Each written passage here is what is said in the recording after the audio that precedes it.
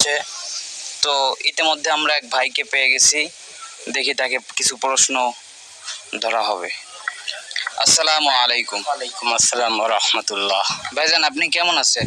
আলহামদুলিল্লাহ, আপনারা সবাই ভালো আছেন? আলহামদুলিল্লাহ। আপনাকে কোরবানির বিষয়ে 5টি প্রশ্ন জিজ্ঞাসা করতে চাই। জি, ইনশাল্লাহ। আচ্ছা ভাই, কোরবানি অর্থ কি? কোরবানি অর্থ ঈদুল আজহা। এটা হলো নির্দিষ্ট একটি ইবাদত আছে যেটাতে আমরা গরু বা কোনো পশু জবাই করে থাকি। জি জি, মাশাআল্লাহ, কারেক্ট অ্যান্সার হয়েছে। তো আপনার জন্য দ্বিতীয় প্রশ্নটি হচ্ছে, কোরবানির পশু কাকে বলা হয়?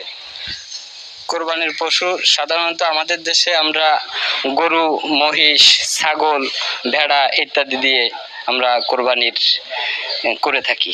মাশাআল্লাহ মাশাআল্লাহ, ভাইয়ের এই প্রশ্নটিও সঠিক হয়েছে। আপনার জন্য তৃতীয় প্রশ্ন হচ্ছে, কোরবানি কতদিন ধরে চলে?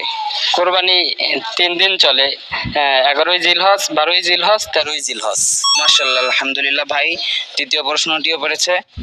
আপনার জন্য চতুর্থ প্রশ্ন হচ্ছে, কোরবানির পশুর বয়স কত হওয়া উচিত? যদি ছাগল হয় 6 মাস প্লাস, আর গরু হইলে 1 বছর প্লাস। জি, মাশাআল্লাহ, এটাও সঠিক উত্তর হয়েছে। আচ্ছা, আপনার জন্য পঞ্চম প্রশ্ন হচ্ছে, কোরবানির সময় কি দোয়া পড়তে হয়? মুশরিকিন লা শারীকা লাহু ওয়া বিযালিকা উমিরতু ওয়া আনা মিনাল, তুমি বল, মনে নেই তো। বিসমিল্লাহি আল্লাহু আকবার বলে পশু জবাই করা হয়।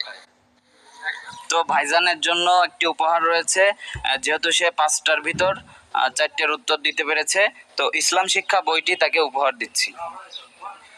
তো ভাইজান, আপনার কেমন লাগছে এই বিষয়টি? জি, আলহামদুলিল্লাহ, অনেক ভালো।